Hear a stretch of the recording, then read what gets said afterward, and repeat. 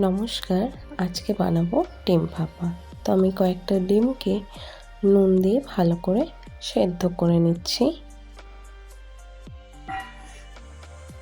সেদ্ধ হয়ে গেলে সেগুলোকে ভালো করে ছুলে নিলাম। ছোলার পর সেগুলোকে ছুরির সাহায্যে একটু করে কাট করে নিচ্ছি। তারপর শিলনোড়ায় কিছুটা পোস্ত, কাজু বাদাম, কাঁচা লঙ্কা আর সর্ষে লবণ দিয়ে ভালো করে বেটে নিচ্ছি।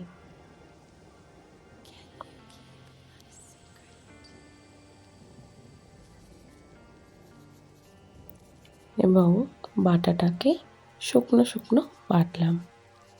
টিফিন বাটিতে সর্ষে বাটা, টক দই, লবণ, সর্ষের তেল ভালো করে ফেটিয়ে নিলাম।